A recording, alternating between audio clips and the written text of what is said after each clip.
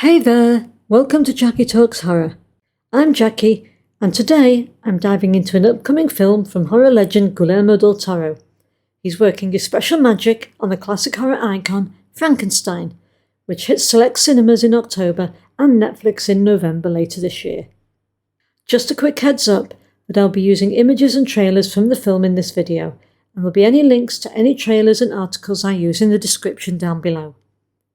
So in this video, we'll quickly cover Frankenstein's history from Mary Shelley's book through some of the better-known adaptations. We will then check out the cast and characters and explore what the production team is bringing to the table and break down what the trailer promises. There have been many adaptations of the 1818 Mary Shelley novel, which explored themes of creation, identity, existence and morality, and reminding us that just because you can doesn't mean that you should play God. On film, some of the more notable versions include Frankenstein from 1931, directed by James Whale.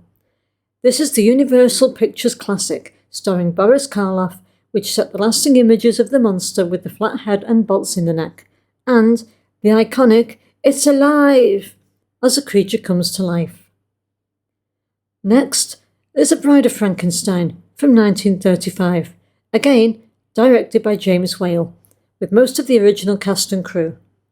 This is widely regarded as one of the greatest sequels, deepening both the monster's humanity and the moral dilemmas. Next up is The Curse of Frankenstein from 1957, directed by Terence Fisher, and this was a Hammer Films production. This ushered in a more gothic, bloodier take, with Peter Cushing as Victor Frankenstein and Christopher Lee as the creature. Next up is Young Frankenstein from 1974, directed by Mel Brooks. Lots of people mention this when talking about the best Frankenstein adaptation, so it's a very popular parody that embraced comedy while keeping the gothic aesthetic, and I can't hear the phrase "putting on the Ritz" without thinking of the creature's hilariously high voice when singing this. Next up is Mary Shelley's Frankenstein from 1994, directed by Kenneth Branagh. This is probably the most faithful and ambitious retelling, with Robert De Niro as the creature, with Branagh taking on the role of Victor Frankenstein. Next up is Victor Frankenstein from 2015, and this is a modern reimagining told from Igor's perspective, starring James McAvoy and Daniel Radcliffe. Each film reflects the time it was made in, with a gothic horror, a moral cautionary tale or satire, while keeping Shelley's core ideas alive. Now, almost 2 centuries after Shelley's original novel, Frankenstein continues to evolve on screen. Guillermo del Toro's upcoming adaptation promises not to just revisit the familiar tale, but to reimagine it for a new generation, bringing his trademark blend of gothic beauty, emotional depth, and dark fantasy. This isn't just about the characters that we already know, it's about an entire vision of the story, reshaped through Del Toro's lens. So let's have a quick look at how Del Toro's vision is coming to life. First, let's have a look at the cast. Now this is an absolutely stacked cast, which shows how much weight Del Toro is putting behind this adaptation. So first, you have Victor Frankenstein, played by Oscar Isaac. Going on what we see in the trailer, we are getting a really unique portrayal, both visually strong and intense. Next, the creature, played by Elordi. Originally, Andrew Garfield was signed on to the role, but had to leave due to strike-related scheduling conflicts. Del Toro has said that he was ecstatic about bringing Elordi in, and praising his physicality and emotional presence as perfect for the creature's tragic identity struggle. Next up, we have Elizabeth Lavenza, played by Maya Goth.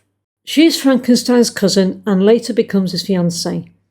So Goth has already proven she thrives in unsettling roles, and she has a range to ground a period film. Next up is Harlander, played by Christoph Waltz. Harlander is a character created specifically for this adaptation. It appears he's going to be Victor Frankenstein's patron, and, as Waltz never fails to deliver, Harlander may become one of the film's most memorable presences. Next up is Leopold Frankenstein, played by Charles Dance. I think Leopold would be a substitute for Alphonse Frankenstein, who's Victor's father. Dance's commanding presence promises a dignified but stern patriarchal figure. Next, let's have a look at the production and visual style. So Del Toro has explored tragedy and monsters many times before in films like Crimson Peak and Pan's Labyrinth. And this feels like the project he's been building towards throughout his career. His ability to blend the grotesque with the beautiful should make Frankenstein a perfect fit. Del Toro has brought some of his trusted collaborators from The Shape of Water and Nightmare Alley for both cinematography and production design, which sets the stage for the kind of rich, atmospheric visuals his fans expect. On top of that, makeup artist Mike Hill spent 9 months crafting the creature's look when Andrew Garfield was still attached, and that design carried through to Jacob Elordi's vision, so it's clearly something very considered and refined. Add to this the choice of filming in Toronto and Edinburgh, cities full of Gothic architecture, and you can see how everything is lining up to make this a visually stunning, fully realised world.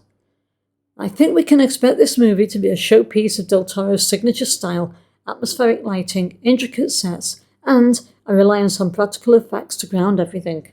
So I'm glad this is getting a big screen release for a couple of weeks before streaming, even if this is only so that it can be considered for awards. Based on what we've seen so far in the trailer, it is definitely going to be a strong contender for the technical awards, such as production design and makeup and design at the very least. So let's have a quick look at what the trailer shows us. The production and design look outstanding. Think Nosferatu for this year, with typically fantastic Gothic Del Toro imagery. The trailer gives us a glimpse of some incredible sets, including what looks like an epic take on one of the most iconic locations in the story, Frankenstein's laboratory. One breathtaking scene shows Oscar Isaac's Victor climbing the tower to place the electrical conductor on the roof, followed by the dramatic pull of the lever. And I'm so glad we didn't get to see the creature in full though.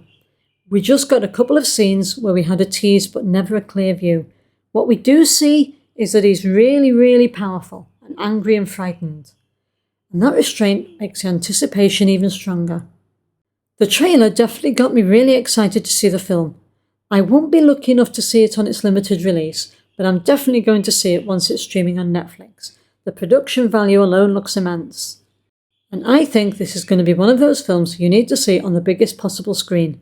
So keep a lookout and find a cinema near you that's going to show it, so that you can make sure you get your ticket. Okay, so that's all for this video.